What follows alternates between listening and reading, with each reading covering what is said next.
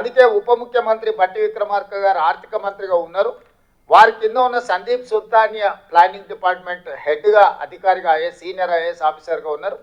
ఈ బాధ్యతను ఉప ముఖ్యమంత్రి బట్టి విక్రమార్క గారికి ప్లానింగ్ డిపార్ట్మెంట్ సందీప్ సుల్తానియా గారికి అప్పగించడం జరిగింది. ఆ తర్వాత మనము ఈ రాష్ట్రాన్ని మొత్తం 94,863 విభాగాలుగా ఒక్కొక్క క్లస్టర్ 150 ఇండ్లు మొదటి 3 రోజులు ఇండ్ల వివరాలు సేకరించినాం.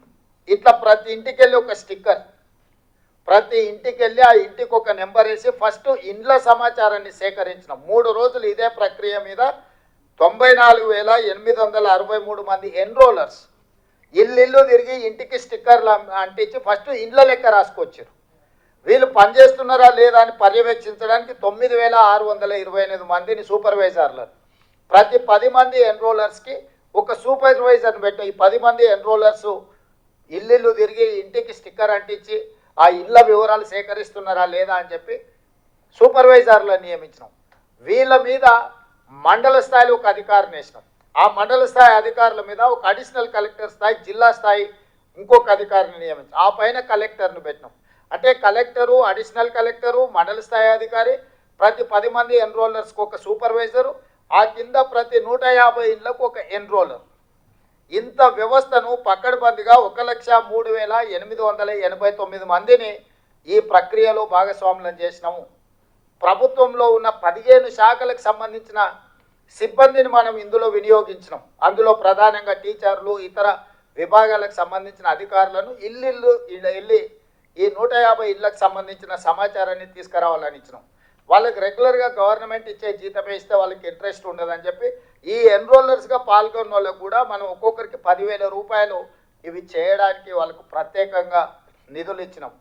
160 కోట్ల రూపాయలు మొత్తం ప్రభుత్వ అధికారులు పనిచేసిన అదనంగా 160 కోట్ల రూపాయల నిధులను కేటాయించి 50 రోజులు నిరంతరం 1,03,889 మంది ప్రభుత్వ సిబ్బంది ఇల్లు తిరిగి సమాచారాన్ని సేకరించారు.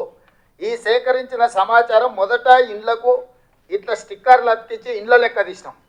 ఆ తర్వాత మొత్తం 8 పేజీల సమాచారం ఇట్లా ప్రతి పేజీలో సమాచారాన్ని సేకరించి చివరి పేజీలో 8వ పేజీలో ఇక్కడ ఇంటి యజమాని సంతకం, ఇక్కడ ఎన్రోలర్ సంతకం, ఎన్యూమరేట్ చేసిన ఎన్రోలర్ సంతకం, ఇక్కడ సూపర్వైజర్ సంతకం. ఇందులో 8 పేజీలలో ఇచ్చిన సమాచారం ఆ ఇంటి యజమాని మొత్తం చదివి ఇన్న తర్వాత సంతకం పెట్టి ఇచ్చిన సమాచారం. ఇది ప్రభుత్వ సిబ్బంది పోయి ఇంటి ముందర కూర్చోనో లేకపోతే ఇంటి బయట ఎవరినో వేరేళ్ళని అడిగి ఇంటి ఆయన ఏ కులమయ్యా లేకపోతే ఇంటి ఆయన ఏం చేస్తాడని అడిగి సేకరించిన సమాచారం కాదు. ఇవాళ ఇక్కడ ఉన్న మిత్రులందరికీ 8 పేజీలల్లో ప్రతి కాలం 57 కాలమ్స్ ఉన్నాయి. దీంట్లో ప్రతి కాలం ఇంటి యజమాని ఇచ్చిన సమాచారంతో పాటు ఇంటి యజమాని సంతకం తీసుకొని వాళ్ళ మొబైల్ నెంబర్ తీసుకొని సేకరించిన ఎన్యూమరేటర్ సంతకం పెట్టి ఈ ఎన్యూమరేటర్ మీద ఉన్న సూపర్వైజర్ సంతకం పెట్టి ప్రతి 150 ఇళ్లకు సంబంధించిన సమాచారాన్ని క్రోడీకరించి కంప్యూటరీకరించినము.